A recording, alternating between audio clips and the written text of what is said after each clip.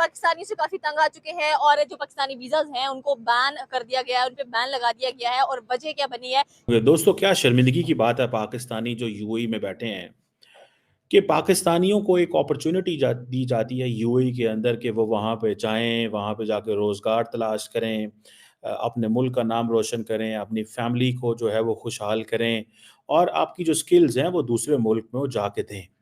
हमारे लोग क्या करते हैं कि हमारे लोग वहाँ पे जाके प्रोपेगेंडा शुरू कर देते हैं। यूएई ने पाकिस्तान के वीज़ा बैन कर दिए हैं।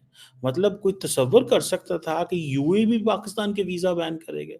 अब ये पाकिस्तानी जाते हैं, क्या पाकिस्तानी ने कुछ बोला यूएई को? जब उन्होंने बोला कि हम बंद कर रहे हैं वीजा, फिर खोल देंगे, ऐसी बात नहीं कि परमानेंटली बंद कर दिया, फिर खोल देंगे, वो कई बार हो चुका है पाकिस्तानियों के साथ। अगर वो कहते हैं कि हम पाकिस्तानी को वीजा नहीं देंगे तो पाकिस्तान, अरे साहब मुस्लिम देश है, ये सब पाकिस्तान में गुन करेंगे।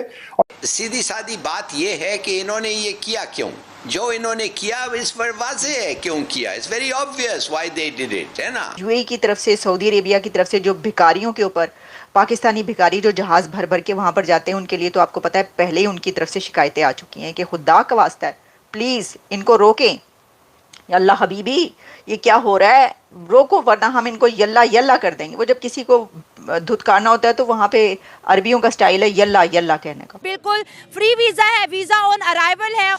अपना तेल बेचना चाहते हैं सऊदी और यूएई, अपना तेल बेचना चाहते हैं। अब वो तेल किसको बेचेंगे? दुनिया में हर मुल्क के लिए ऑलमोस्ट यूएई का वीजा ऑन अराइवल। और पाकिस्तानी किस चीज में इन्वॉल्व है?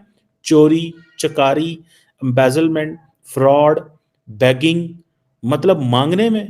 मतलब लोग यहाँ से 70-80 हज़ार, लाख, 1.5 लाख रुपए की टिकट लेके दुबई में जाके मांगते हैं कि रियाल में पैसा मिलेगा या दिरहम में पैसा मिलेगा। ये क्या बात हुई भाई? अब वो तेल बेचेंगे बड़े मुल्कों को और हिंदुस्तान को बेचेंगे, ये है इनका पूरा खेल। जिसे सुनकर मैं तो हैरान ही रह गई। मतलब मैं तो अभी अपने यहाँ के भिखारियों से तंग थी, वो वाले भिखारी भी जो गवर्नमेंट के और बाकी इदारों में हैं और जा जाकर लोगों से पैसा मांगते हैं, यानी डिफरेंट कंट्रीज में, वो भिखारी भी जो पाकिस्तान के अंदर रहते, और वो भिखारी भी जो कुछ मेरा पैसा ठग के ले गए। लेकिन अभी मैंने अजीब सी खबर सुनी, प्रोस्टिट्यूशन में इन्वॉल्व है, ड्रग रिलेटेड क्राइम्स में इन्वॉल्व है। और उन्होंने पाकिस्तानी एम्बेसडर को बुला के, जाहिर बात है जब एम्बेसडर को ये बुलाया जाए कि आपके लोग इस तरह की हरकतें कर रहे हैं, हम वीज़ाज रिस्ट्रिक्ट कर रहे हैं या बैन कर रहे हैं कुछ लोगों के लिए। मुझे रिसेंटली किसी ने बात बताई, मैंने कहा यार दुबई जाने की बात हुई कि मौसम बड़ा अच्छा है, दुबई जाना चाहिए। उन्होंने कहा जी आपकी उम्र कितनी है? मैंने कहा जी क्यों? उसने कहा आजकल छोटी उम्र के लोगों को वो वीज़े नहीं दे रहे, जिनकी उम्र 50 के अराउंड है उनको वीज़े दे रहे हैं। मैं कहा अली मैं एडा बुढ़ा तो नहीं होया, but the point is that कि ये कोई बात तो नहीं है कि मतलब अगर कोई बंदा जाना चाहता है and if he has a valid passport he should be allowed. मैं अक्सर पाकिस्तान के एयरपोर्टों के ऊपर मैं शो डालता था जब एयरपोर्ट के हकाम जो है वो पाकिस्तानियों के वीज़े चेक करते थे और पूछते थे, सवाल जवाब करते थे। मैं समझता था बड़ा गलत करते हैं, मुझे गुस्सा आता था। एक दफ़ा तो मैं एक इमिग्रेशन के बंदे के साथ मैंने थोड़ी सी सख्ती से बात की, मैंने कहा आप ऐसे क्यों करते हैं?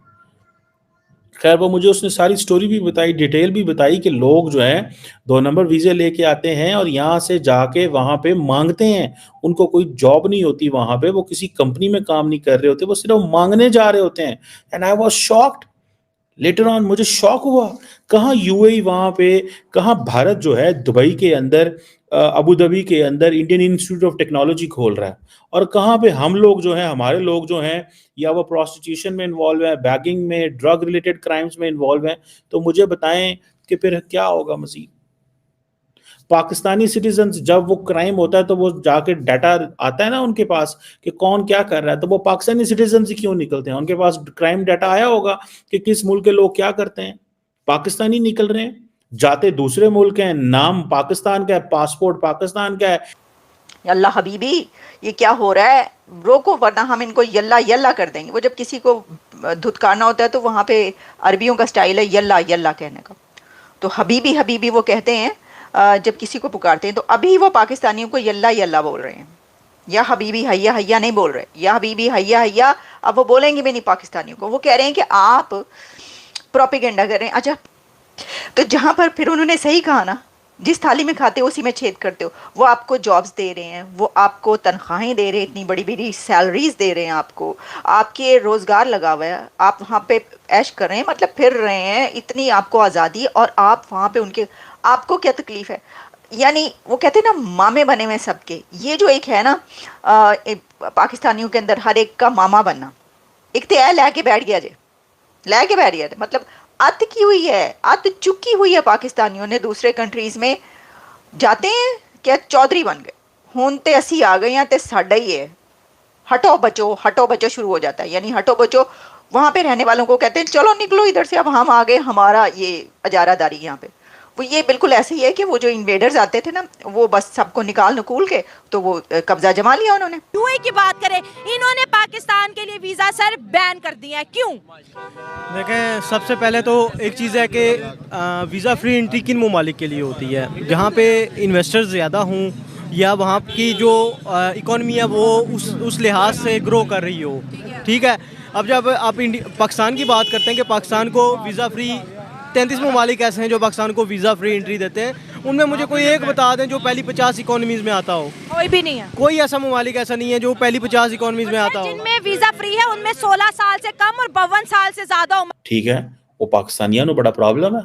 लो जी, सऊदी अरब में ये क्यों हो रहा है भाई? सऊदी अरब में वही उनका मुल्क है, वो जो मर्जी फैसला करें, वो रियाना को बुलाएं, वो जिस मर्जी एक्टर एक्ट्रेस को बुलाएं, उनकी मर्जी है यार।